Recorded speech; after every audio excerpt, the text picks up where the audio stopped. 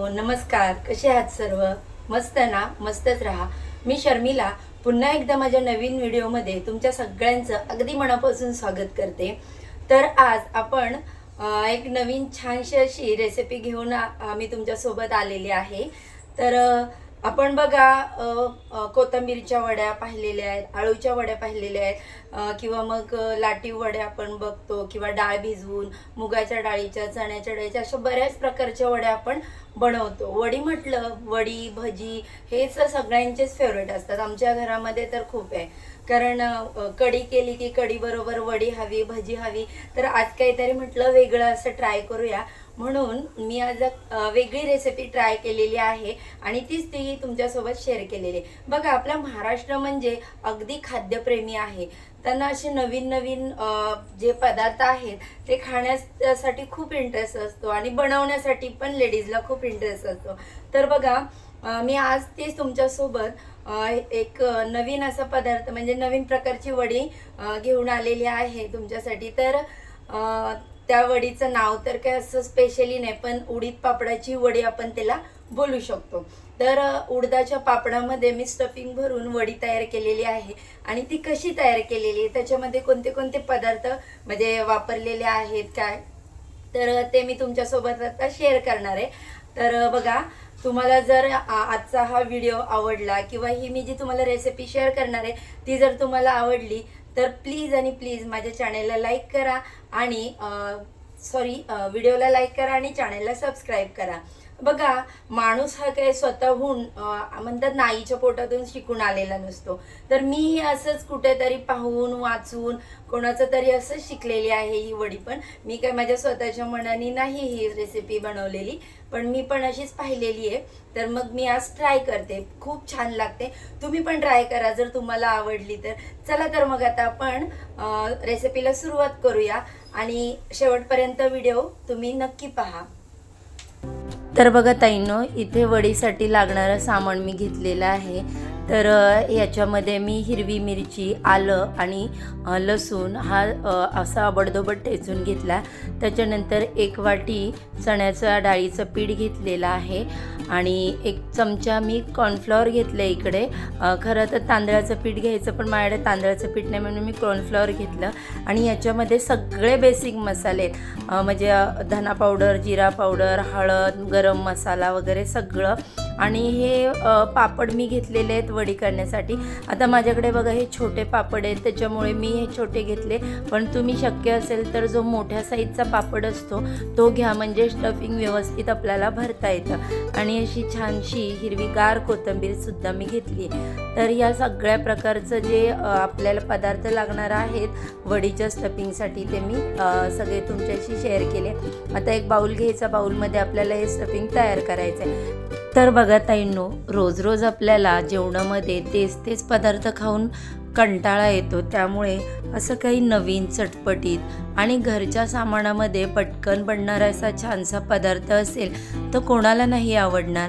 त्यासाठी बघा, मी आता इथे पापडाची मस्त वडी रेसिपी तुम्हाला दाखवते. बघा, बाऊलमध्ये मी मगाशी दाखवलेले सगळे जे मसाले आहेत ते घालून घेतलेले आहेत चण्याच्या डाळीच्या पिठामध्ये. आणि कोथिंबीर आपल्याला जेवढी हवी तेवढी मी मगाशी कटिंग करून ठेवलेलीच होती प्लेटमध्ये. तर ती व्यवस्थित स्वच्छ अशी धुवून घेतली. चवीनुसार त्याच्यामध्ये मीठ ॲड केलं. बघा, मीठ जास्त पण टाकू नका, कारण जर मीठ चढता झाला तर पदार्थाची चव बदलते. तर व्यवस्थित आपल्या अंदाजानुसार मीठ घ्या. आणि थोडीशी चवीसाठी त्याच्यामध्ये मी पिठी साखर देखील टाकलेली आहे. तर बघा, ही जी कोथिंबीर आहे ती व्यवस्थित पाण्यात धुतल्यानंतर पिळून घ्या. त्याच्यामध्ये जर जास्त प्रमाणात पाणी राहिलं तर मग आपल्याला पीठ देखील जास्त त्याच्यामध्ये ॲड करावं लागतं. त्यामुळे आपले जे पापड आहेत त्यानुसारच आपण स्टफिंग तयार करणार आहोत, जर उरलेलं उगाच वाया जायला नको. तर बघा, आता इथे थोडं असं पाणी मिक्स करून आपण हे जे बॅटर आहे ते तयार करायचं आहे. बॅटर आपल्याला जास्त पातळ पण करायचं नाही किंवा जास्त त्याचा थिकनेस जाड पण नको, मग शिजायला त्याला प्रॉब्लेम येतो. तर बघा, मी अशा पद्धतीने बॅटर तयार करून घेतलेलं आहे. अगदी म्हणजे नॉर्मल सॉफ्ट असं बॅटर झालेलं आहे तयार. आपल्याला हवं तेवढं थोडं थोडं असं पाणी घालून घ्यायचं, एकदम पाणी घालायचं नाही. तर अशा पद्धतीने आपलं बॅटर तयार झालेलं आहे. आता त्याच्यानंतर बघा आपण पुढील प्रोसिजर चालू करणार आहोत, म्हणजेच हे पापडामध्ये आपण स्टफिंग सगळं व्यवस्थित भरून घ्यायचं. तर इथे मगाशी मी तुम्हाला पापड दाखवले.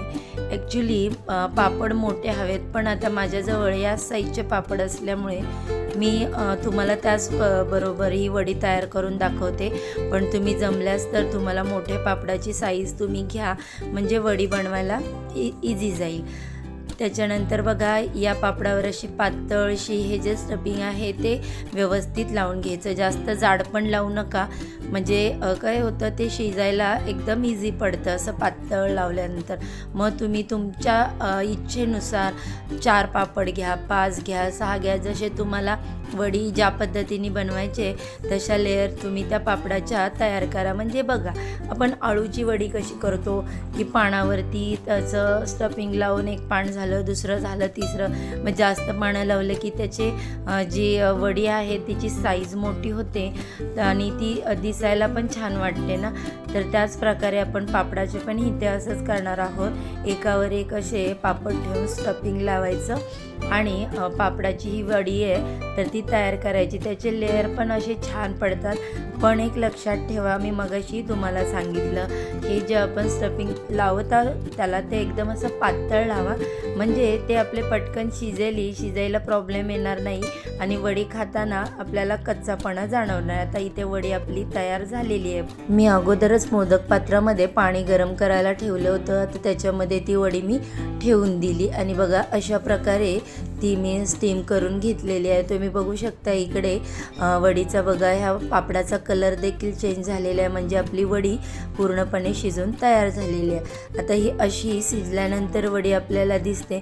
तुम्हाला दिसायला जरी अशी वाटली तरी ही वडी तुम्ही एकदा खरंच बनवून टेस्ट करून बघा, खूप सुंदर लागते खायला.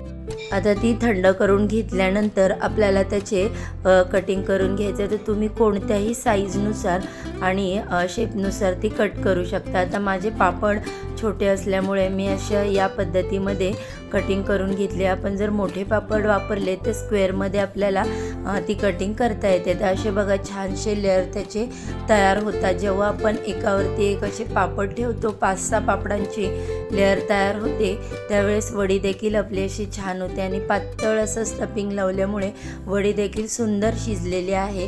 तुम्हाला मी इकडे बघा दाखवते. तर दिसायला जशी सुंदर दिसते ना तशी खायला पण फार टेस्टी लागते. आणि हो, एक गोष्ट अजून सांगते मी, आपण कोणत्याही तळणीचा पदार्थ लोखंडी कढई वापरूनच तळावा. कारण बघा आपण ज्या कोटिंगच्या कढई वापरतो किंवा ट्रायप्लायच्या वगैरे जर कढई वापरल्या तर त्याच्यावरती पिवळसर अशी तेलाची झार तयार होते आणि कढई पटकन करपते. तर त्याच्यामुळे अशी लोखंडी कढई जर आपण यूज केली तर ती तळण देखील आपलं व्यवस्थित तळलं जातं आणि कढई देखील करपत नाही. कारण ती कढई जी असते ती जाड असल्यामुळे इतर कढईच्या तुलनेमध्ये पदार्थ आपला छानसा असा व्यवस्थित तळला जातो. तर इथे मी लोखंडी कढई वापरलेली आहे तळणीसाठी. तुम्ही माझ्या बऱ्याच व्हिडिओमध्ये पाहिलं असेल, जे तळण्याचे पदार्थ आहे ते मी याच कढईमध्ये तळते.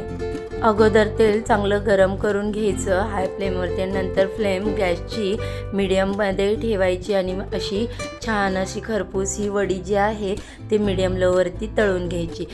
गॅस जास्त लो पण नाही ठेवायचा, कारण काय होतं मग आपण गॅसची फ्लेम लो ठेवली तर त्या वडीमध्ये तेल राहतं आणि मग ती खायला पण अशी टेस्टी लागत नाही, तेलकट होते, क्रिस्पी होत नाही. म्हणून गॅसची फ्लेम मीडियमच ठेवायची आणि अशी छान अशी ही वडी आहे ती फ्राय करून घ्यायची. आता तुम्ही बघता इथे एवढी सुंदर वडी दिसते, दिसायलाच एवढी छान वाटते, तर तिची टेस्ट पण तेवढीच सुंदर आहे. तुम्ही नक्की ट्राय करून बघा.